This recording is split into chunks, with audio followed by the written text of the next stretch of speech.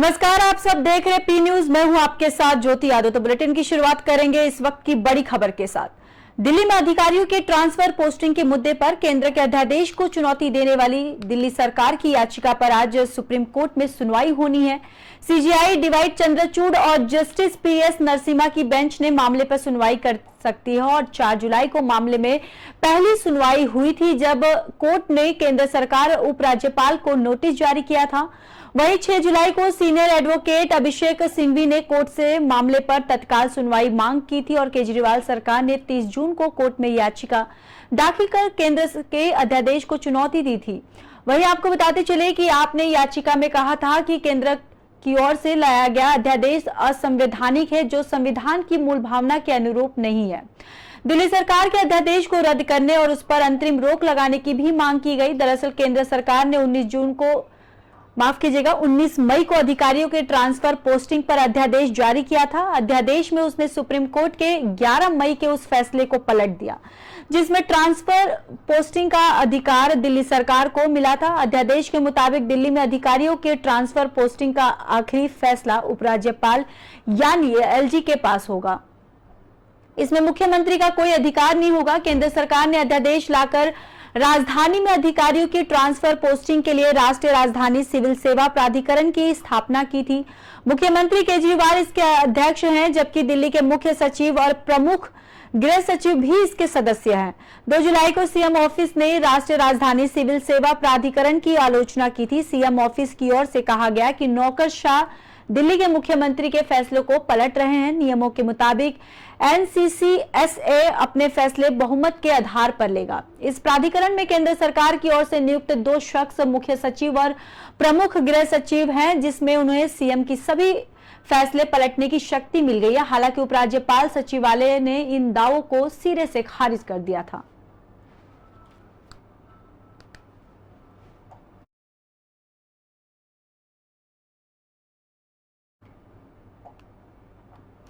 पश्चिम बंगाल में 4 जिलों के 697 बूथों पर आज फिर से पंचायत चुनाव की वोटिंग हो रही है और इनमें मालदा, मुर्शिदाबाद, पुरुलिया, बीरभूम, जलपाईगुड़ी और दक्षिण 24 परगना शामिल है। आज होने वाले चुनाव में सबसे ज्यादा बूथ 175 मुर्शिदाबाद में है और उसके बाद 112 बूथ मालदा में है। 18 जुलाई को पंचायत चुनाव के 73,887 ग्राम पंचायत सीटों में से 64,874 पर मतदान हुआ था। कई इलाकों में बूथ लूटने और बैलेट पैलर फाड़ने और बैलेट पेपर में आग लगाने और बम फेंकने जैसी घटनाएं सामने आई। जिन बूथों पर बैलेट बॉक्स से छेड़छाड़ और हिंसा की घटनाएं देखी गई थी, उन्हीं पर दोबारा मतदान हो रहे। चुनाव के दिन 6 जिलों में 16 लोगों की हत्या हुई। इसके साथ ही एक महीने में जान गंवाने वालों की संख्या 35 हो गई है और 8 जून को चुनाव का ऐलान होने के बाद से 7 जुलाई तक 19 लोगों की जान गई थी। बीएसएफ डीआईजी एसएस गुलेरिया ने कहा कि राज्य चुनाव आयोग ने सिर्फ 7 जून को सेंसिटिव बूथ की संख्या बताई है और उनकी लोकेशन या कोई और अन्य जानकारी नहीं दी। यहां पर सेंट्रल आर्म्ड पुलिस फोर्स के 59,000 ट्रूप और 25,000 की आर्म्ड पुलिस भी मौजूद थी, लेकिन इसका ठीक तरीके से इस्तेमाल नहीं किया जा सका। राज्य सरकार ने बताया था कि सिर्फ 4,834 सेंसिटिव बूथ है जिन पर सीएएफपीएफ के तैनात किया गया था, लेकिन असल में यहां कई ज्यादा सेंसिटिव पुलिस बूथ थे। बीएसएफ की तैनाती तो स्थानीय प्रशासन की मांग पर की गई है। चुनाव के दौरान हिंसा फैलाने के आरोपों को लेकर बंगाल चुनाव आयुक्त राजीव सिन्हा ने कहा है कि ये जिम्मेदारी जिला प्रशासन की थी, ये चुनाव के दौरान भीड़ को कंट्रोल करे। उन्होंने आरोप लगाया कि कंट्रोल बल बंगाल में समय रहते कंपनियां तैनात नहीं कर सके।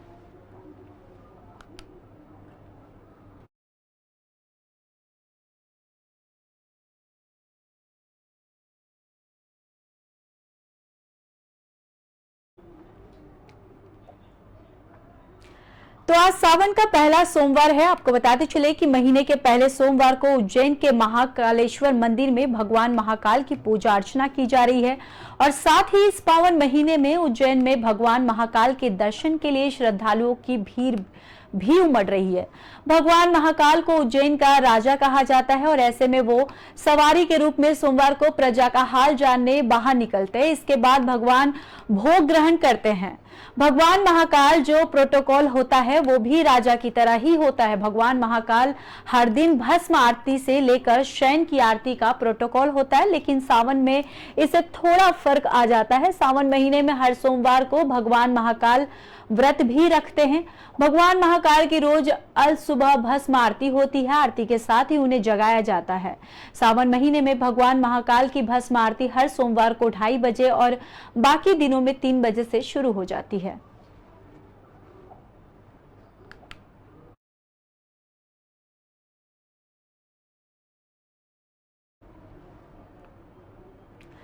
रक्षा मंत्री राजनाथ सिंह और आपको बताते चले कि सोमवार और मंगलवार को मलेशिया के आधिकारिक दौरे पर रहेंगे। रक्षा मंत्रालय ने बयान जारी कर बताया कि इसका उद्देश्य भारत और मलेशिया में साझेदारी को बढ़ाना है। रक्षा मंत्रालय ने यह भी कहा है कि राजनाथ सिंह का यह दौरा द्विपक्षीय रक्षा सहयोग को मजबूत बनाएगा। इसके अलावा राजनीतिक साझेदारी भी बढ़ेगी। सिंह अपने 2 दिन के दौरे के दौरान मलेशिया के रक्षा मंत्री दातो सेरी मोहम्मद हसन के साथ द्विपक्षीय वार्ता करेंगे और इसमें सिंह और हसन दोनों देशों के बीच रक्षा सहयोग की समीक्षा करते हुए इस संबंध को और दृढ़ करते हुए उपाय की खोज भी करेंगे। दोनों देश द्विपक्षीय हित के क्षेत्रीय और वैश्विक मुद्दों पर भी विचार विमर्श करेंगे। यात्रा के दौरान राजनाथ सिंह मलेशिया के प्रधानमंत्री CYB दातो सेरी अनवर बिन इब्राहिम से भी मुलाकात करेंगे। रक्षा मंत्रालय के जारी किए गए बयान के मुताबिक भारत और मलेशिया दोनों देशों का पूरे क्षेत्र की शांति और समृद्धि में साझा हित है।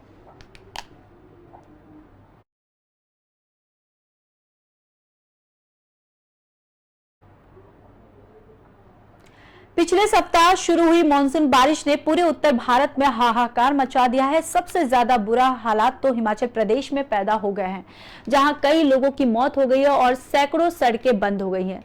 वहीं जानकारी के मुताबिक राज्य में बीते 24 घंटों के दौरान मानसूनी बारिश ने जमकर तांडव मचाया। भारी बारिश के चलते ब्यास नदी में बाढ़ जैसे हालात पैदा हो गए, जिसने कुल्लू से लेकर मंडी तक जमकर कहर बरपाया है। बताया जा रहा है कि हिमाचल प्रदेश में हुई भारी बारिश के चलते बीते 24 घंटे में 8 लोगों की जान गई है, जिसमें अकेले शिमला जिले में ही 6 लोग मारे गए।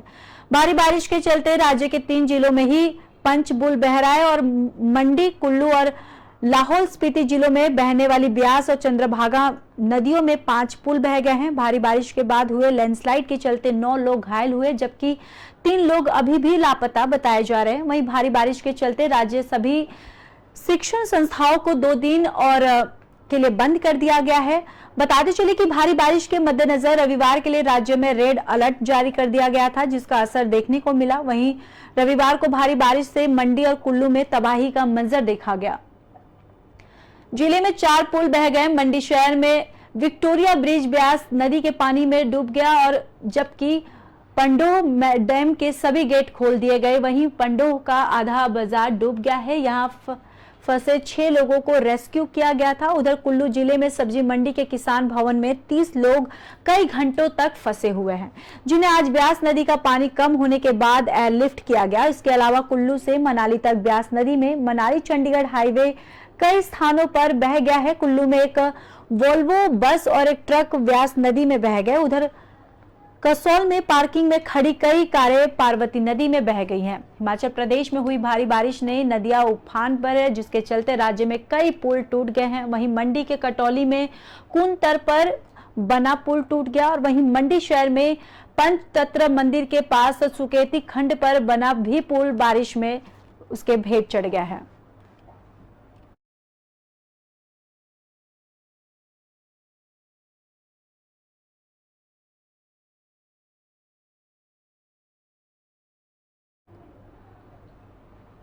फिलहाल के लिए इस बुलेटिन में बस इतना ही। बाकी देश और दुनिया की खबरों के लिए देखते रहिए पी न्यूज।